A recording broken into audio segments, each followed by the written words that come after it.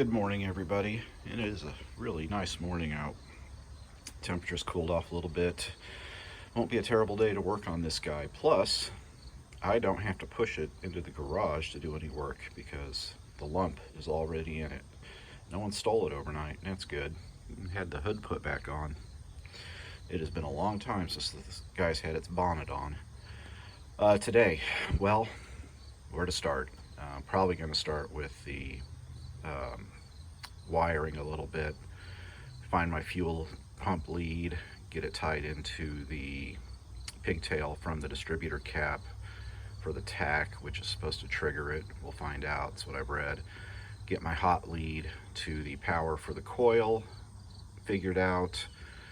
That being done, I will probably plumb the fuel, get the carburetor on it, and maybe start messing with the throttle linkage and the TV cable for the transmission, the kick down, whatever you want to call it, cable, throttle valve cable. The 700R4 has that janky setup on it.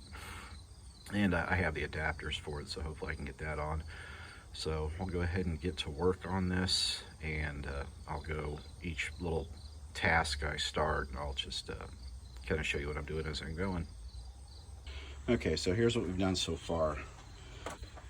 Got the wiring for the alternator back. This wire was really bad on the old engine, so I spliced a good piece between the pigtail, or I should say the harness connection. Well, it's a pigtail, I guess, right here, and spliced it over to the main charge wire. Here it goes back into the harness. I've got the positive battery red right there back on the engine. Got two wires coming out of this harness. I don't know where they go to. There may have been another sensor or something on this side of the motor on the 4.3. And then I've got the temperature sensor harness plugged back in here, using the same style sensors wherever I can just to keep this easy. All right, got the battery back in the tray. I've taken the negative, put it between the bracket and the head. I hope that's good enough ground. We'll see. You can ground to aluminum. It's just obviously iron steel's better. Then I've got the secondary ground on the firewall here, and I've got my starter connections back on there. And then here, out of the harness, I've got the purple lead, which is supposedly the fuel pump trigger, and I've created a jumper between that and the pigtail that'll go into the distributor cap when I get it put on. Then I've got my hot lead. This is a constant, or I should say, I keep doing that. It's a keyed 12 volt source, but it's not relayed. It's just 12 volts when the ignition's on. And that will go to, where's the other one? I think it's this red wire here. But that's where I'm at now. So I've got to get power back to the truck so I can start testing the leads and find out which one's which. What I'm looking for first is to see if I have keyed 12 volts on this red wire, and if so, then I'm good to tie it into the pigtail wire here. And then this white one, I think may be the tach lead from the original gauge cluster, and I'm hoping that I can tie into the purple wire, or the green wire I should say. And this may be temporary, what I've done now. If this is the tach lead, then I'll put another connector, or double up the connectors right here so I can still have tach in the dash. So that's where I'm at now. I do have a ground wire, ground strap right here, and that's going to the bolt on the transmission. So I have 3 ground sources. There is another ground in this harness, but it's just so ratted up and nasty that I may replace that too, but that I'll find a home for. That may have to go on one of the manifold bolts or something like that. So anyway, I'm about ready to put the positive back on. I think I have all of the connections accounted for. I don't think I have any bare positive leads that can arc anywhere, so I'm about ready to hook this up, and we'll see if I have juice back in the truck. Okay, so I've got the battery reconnected. No shower of sparks presented themselves, and I tested. I've got my multimeter here, and I see if I can do this and hold the camera, it's going to be tricky if I just place the camera so you can see.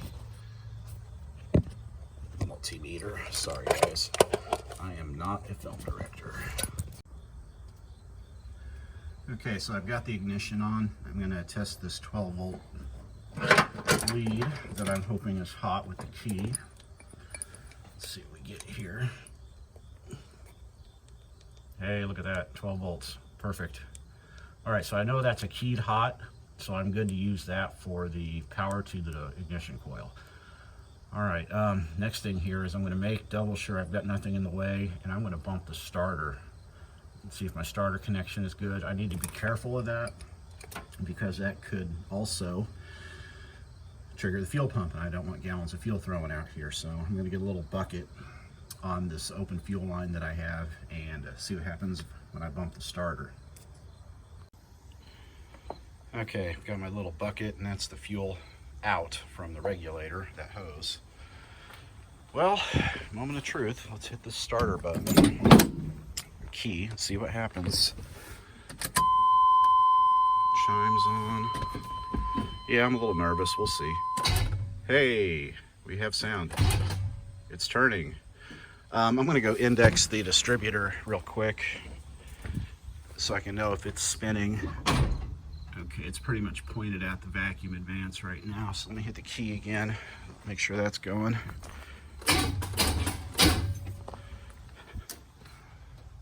And it is. So the distributor's turning. That's in good. I don't have anything bolted up in the transmission yet. Flywheel and to torque, sorry, flex plate to torque converter is not connected. I'm still not even close to firing this thing. In fact, I just realized I don't even have the oil filter on it, so I don't want to crank it too much. I need to put the oil filter on. But so far it looks like the wiring is straight. And I'm going to go ahead and get that oil filter on before I forget, and test voltages at the ends of all my other connectors. I want to make sure I still have 12 volts at this, where's the camera, pigtail here. And then if that's good, I may, oh shoot, I just remember I also don't have my oil pressure sender on there too, so I can't crank it too long or I'm going to be dumping oil. I'll get a pressure sending unit on that and make sure there's nothing that can leak oil. Then I might crank it a little bit more and see if I can get fuel to come out of that hose. Okay, so let's go ahead and crank this thing over. I'm hoping to see some oil pressure out of it, and maybe if I can get enough out of the battery. This battery's been sitting a long time. If I can get enough cranks to maybe see some fuel go into that bucket. So let's see.